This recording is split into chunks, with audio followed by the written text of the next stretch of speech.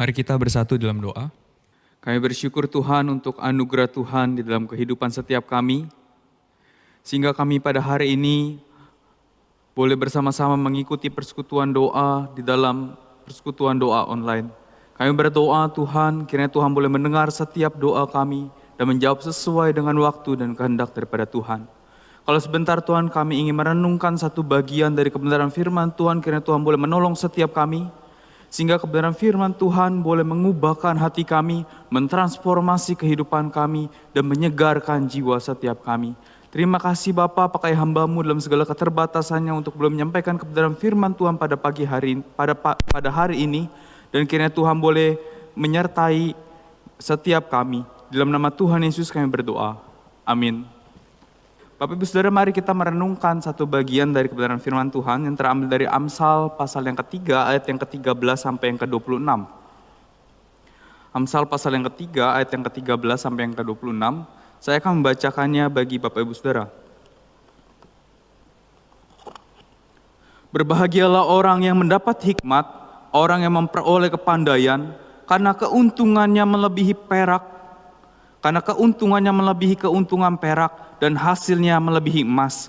Ia lebih berharga daripada permata. Apapun yang kau inginkan tidak dapat menyamainya. Umur panjang ada di tangan kanannya, di tangan kirinya kekayaan dan hormat. Jalannya adalah jalan penuh bahagia, segala jalannya sejahtera semata-mata. Ia menjadi pohon kehidupan bagi orang yang memegangnya. Siapa yang berpegang padanya akan disebut berbahagia. Dengan hikmat Tuhan telah meletakkan dasar bumi. Dengan pengertian ditetapkannya langit. Dengan pengetahuannya air samudera raya berpencaran dan awan menitikan embun. Hai anakku, janganlah pertimbangan dan kebijaksanaan itu menjauh dari matamu. Peliharalah itu, maka itu akan menjadi kehidupan bagi jiwamu dan perhiasan bagi lehermu. Maka engkau akan berjalan di jalanmu dengan aman, dan kakimu tidak akan terantuk. Jikalau engkau berbaring, engkau tidak akan terkejut, tetapi engkau akan berbaring dan tidur nyenyak.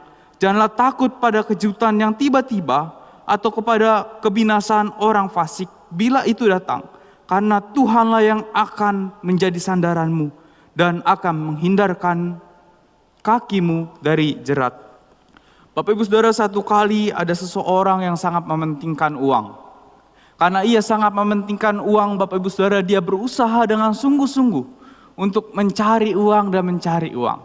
Pada akhirnya Bapak Ibu Saudara, beberapa tahun kemudian, 10 tahun kemudian, dia berhasil menjadi orang yang kaya.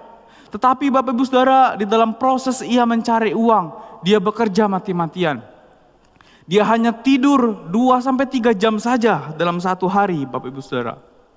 Dan pada akhirnya Bapak Ibu Saudara, lama-kelamaan tubuhnya menjadi lemah.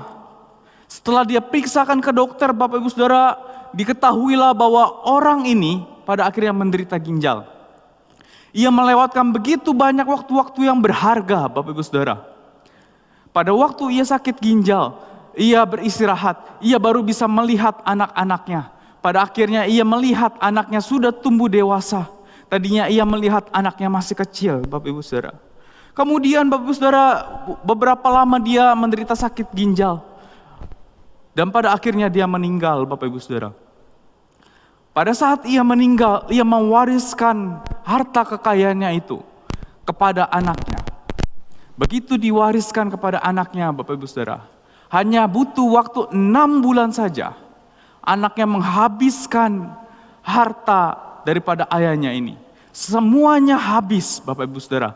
Dalam waktu 6 bulan, harta yang dicari bertahun-tahun, yang dicari dengan kerja keras, dengan jerih lelah yang hebat, dihabiskan dalam waktu yang singkat saja, Bapak Ibu Saudara.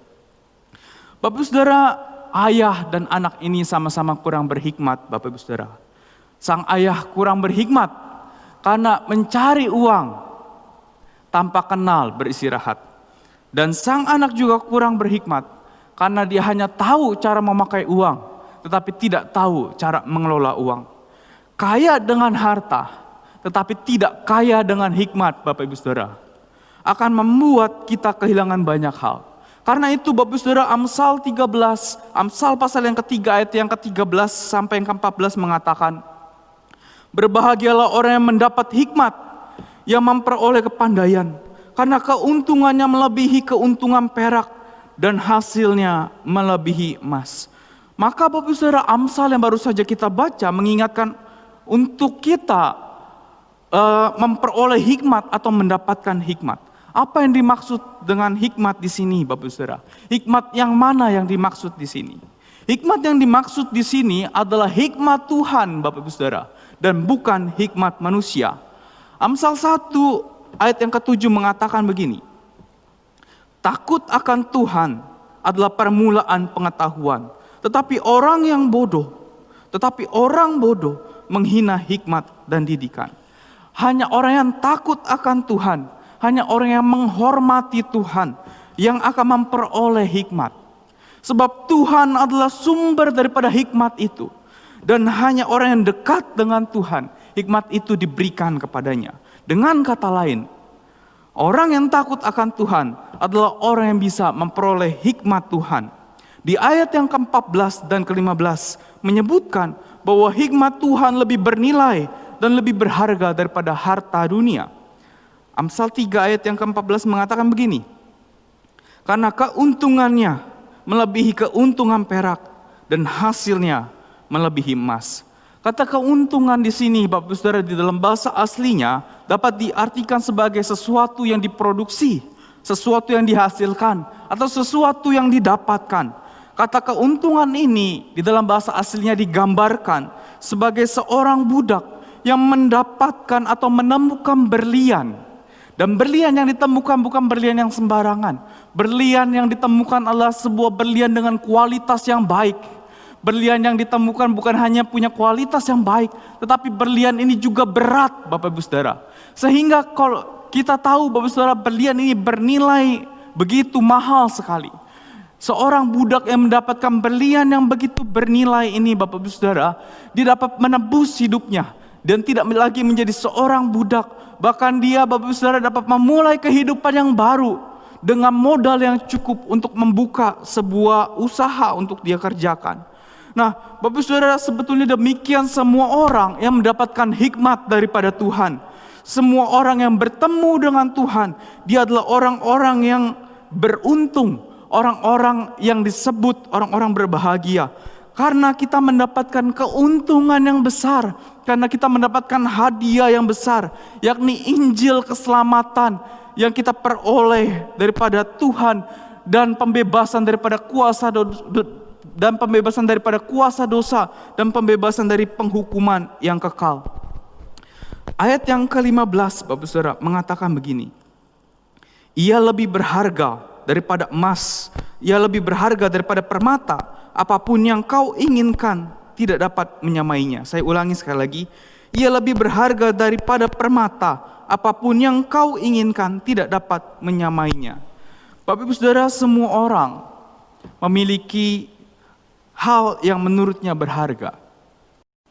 Ada yang menganggap pekerjaan sebagai sesuatu yang paling berharga, sehingga tidak heran ia bekerja siang dan malam. Ada yang menganggap kesehatan begitu berharga, sehingga ada begitu banyak orang menjaga kesehatannya dengan sungguh-sungguh.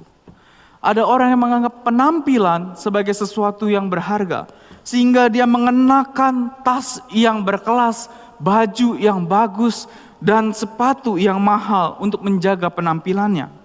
Bahkan ada orang yang menganggap uang sebagai sesuatu yang sangat berharga di dalam kehidupannya. Tetapi Bapak Saudara, kalau kita boleh bertanya, adakah yang menganggap hikmat Tuhan dan Tuhan sendiri lebih berharga daripada apapun? Kalau saya boleh bertanya lebih dalam, adakah hari ini yang kita anggap lebih berharga daripada Tuhan? Kalau ada, Bapak Saudara, apakah yang kita anggap lebih berharga daripada Tuhan itu?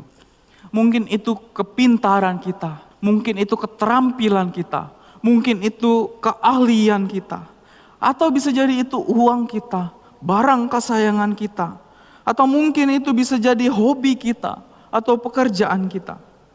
Bapak Ibu Saudara, kalau kita belum menjadikan Tuhan sebagai hal yang paling berharga di dalam kehidupan kita, yang paling bernilai, yang paling berarti, yang paling utama dalam kehidupan kita. Mari kita berikan hati kita untuk Tuhan, Bapak Ibu Saudara. Mari kita menjadikan Tuhan sebagai hal yang paling berharga, yang paling bernilai di dalam kehidupan kita. Kita lanjut ke ayat selanjutnya, ayat ke-16 sampai ke-18. Dikatakan umur panjang ada di tangan kanannya, di tangan kirinya kekayaan dan hormat. Jalannya adalah jalan penuh bahagia, segala jalannya sejahtera semata-mata. Ia menjadi pohon kehidupan bagi orang yang memegangnya. Siapa yang berpegang padanya akan disebut berbahagia. Bapak Ibu Saudara, ide tentang berbahagia disebutkan pertama-tama di ayat yang ke-13. Lalu diulang kembali di ayat yang ke-17 dan 18. Sebetulnya Bapak Saudara, orang yang sudah menemukan hikmat Tuhan, orang yang sudah berjumpa dengan Tuhan, dialah yang akan disebut berbahagia. Dikatakan mereka yang berbahagia, yang kenal akan Tuhan ini, mendapatkan hikmat, akan memperoleh umur panjang, kekayaan, hormat, dan jalannya penuh bahagia katanya. Apakah selalu demikian Bapak Ibu Saudara? Apakah orang yang bertemu dengan Tuhan akan selalu mendapatkan umur panjang, kekayaan, hormat, dan jalannya selalu bahagia? Kalau kita melihat Bapak Saudara, orang-orang yang kita kenal, ada juga Bapak Saudara orang-orang yang mengikut Tuhan, tetapi tidak semua memiliki umur yang panjang. Bahkan ada yang meninggal lebih dahulu. Bukankah juga ada Bapak Saudara orang-orang yang mengikut Tuhan tetapi tidak kaya-kaya? Bukankah ada orang-orang yang mengikut Tuhan juga hidupnya sulit Bapak Saudara? Hidupnya tidak selalu berjalan dengan mulus dan bahkan sering mencucurkan air mata. Walau Bapak Saudara kalau kita mau logikakan beberapa kalimat, beberapa kata ini bisa saja Bapak Saudara. Misalnya tentang umur panjang. Orang yang mengikut Tuhan dan mendapatkan hikmat Tuhan, ia pasti tidak akan melakukan kejahatan, begitu ya. Sehingga dia tidak akan mencuri perhiasan, tidak akan melakukan hal-hal yang jahat. Berbeda dengan orang yang tidak kenal Tuhan dan tidak mendapatkan hikmat Tuhan. Dia akan mencuri motor dan dia akan dihakimi dan dia akan meninggal karena dihakimi oleh massa. Misalnya kita coba logikakan mengenai jalannya penuh bahagia. Kalau kita tidak kenal Tuhan, tidak mendapatkan hikmat Tuhan, kita akan berada di jalan yang sulit begitu ya. Mungkin kita akan mencuri uang. Waktu kita korupsi atau mencuri uang, kita bawa kabur uang, mungkin sekali hati kita tidak damai sejahtera. Kita khawatir akan ditangkap polisi, dikejar-kejar orang. Dan kita akan cemas. Tetapi berbeda dengan orang yang hidupnya takut akan Tuhan, hidupnya dekat dengan Tuhan dan mendapat hikmat Tuhan. Kita akan berada di jalan yang aman. Kita tidak akan khawatir tentang hal-hal itu. Maka di ayat 23 dikatakan begini, maka engkau akan berada di jalanmu dengan aman dan kakimu tidak akan terantuk. Bapak Ibu Saudara, sebetulnya umur panjang, kekayaan, hormat, jalan penuh bahagia merupakan sebuah penggambaran kalau kita mengikuti hikmat Tuhan, hidup kita akan lebih baik, mengalami penyertaan Tuhan, mendapatkan kekuatan tatkala kita memerlukannya, mendapatkan pertolongan daripada Tuhan, mendapatkan penghiburan dan sejahtera di dalam hati setiap kita. Orang yang mengikuti perintah Tuhan dan mendapatkan hikmat Tuhan, pasti hidupnya akan bahagia karena ia mendapatkan berkat daripada Tuhan dan tidak perlu khawatir akan hal-hal ini.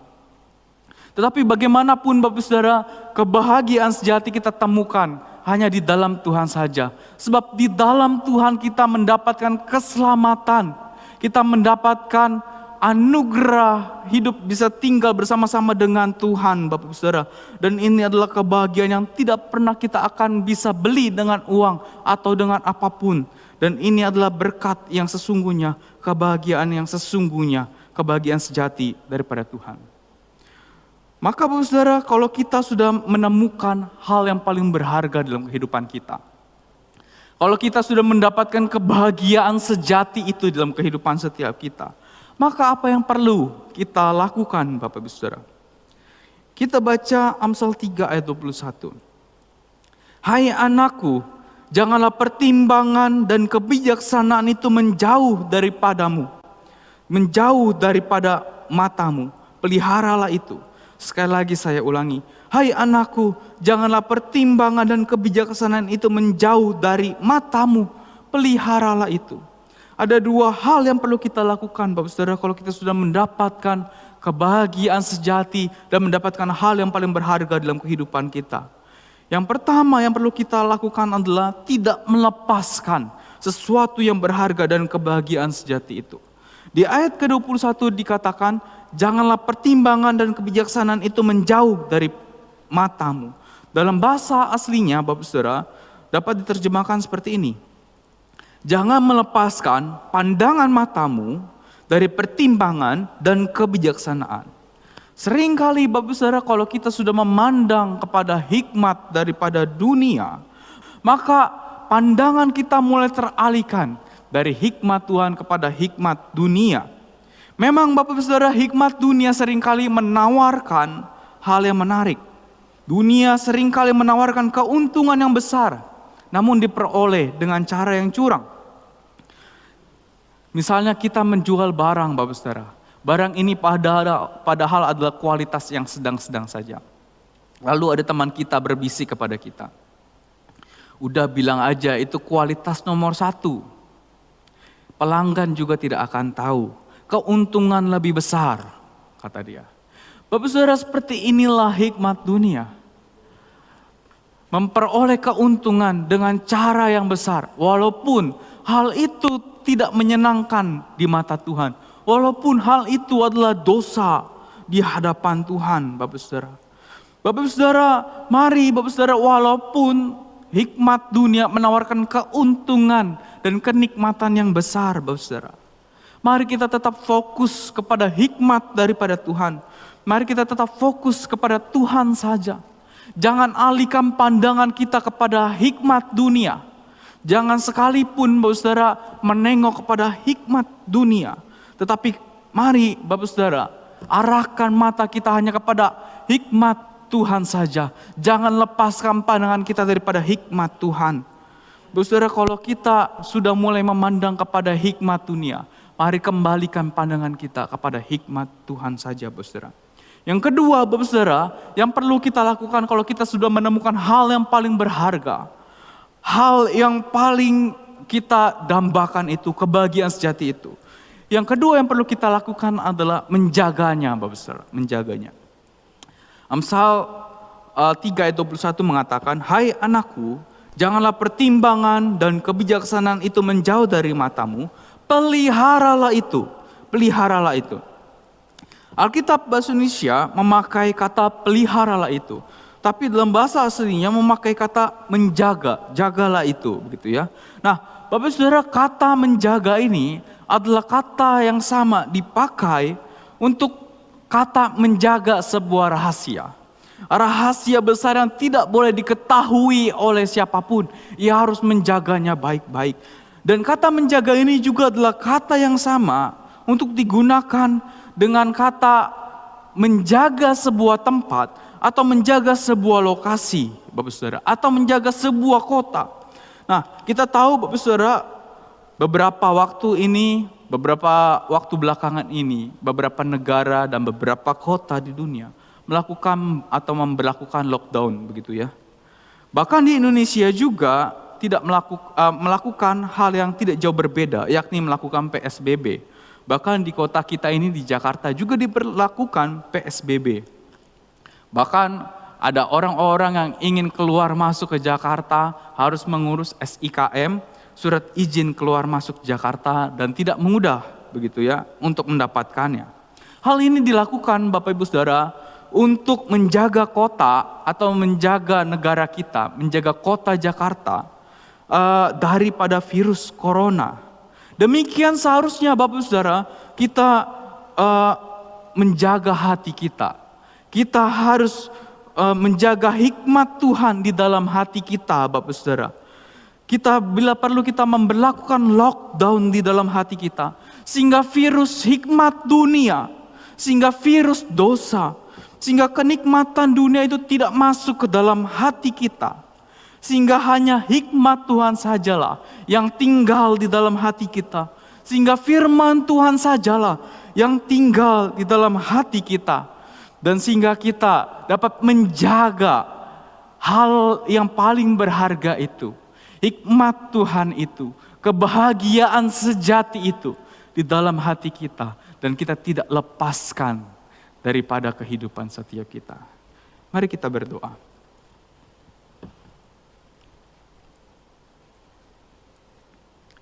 Tuhan, hari ini kami bersyukur untuk kebenaran firman Tuhan.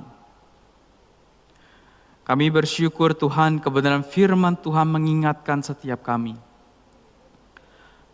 Untuk kami tidak melepaskan pandangan kami daripada hikmat Tuhan dan daripada Tuhan itu sendiri. Kami bersyukur Tuhan, kalau Tuhan sudah memberikan kami keuntungan yang besar, hadiah yang besar, yaitu keselamatan itu. Dan ajar kami Tuhan untuk tidak melepaskan itu. Ajar kami untuk menjaga kebahagiaan sejati itu. Ajar kami untuk menjaga hikmat Tuhan itu. Ajar kami Tuhan untuk menyimpannya baik-baik di dalam hati kami. Untuk menjaga hal yang paling bernilai itu di dalam hati kami. Tuhan, kalau Tuhan dapati hidup kami seringkali teralihkan oleh pada hikmat dunia, oleh pada kenikmatan dunia dan daripada dosa, ampuni kami Tuhan. Tuhan sucikan dan Tuhan kuduskan kami. Dan hari ini Tuhan, kami ingin mengambil satu tekad dan komitmen untuk mengarahkan pandangan kami kepada Tuhan saja, kepada hikmat Tuhan saja, dan menjaga hati kami untuk Engkau ya Tuhan. Terima kasih Tuhan, di dalam nama Tuhan Yesus kami berdoa dan mengucap syukur. Amin.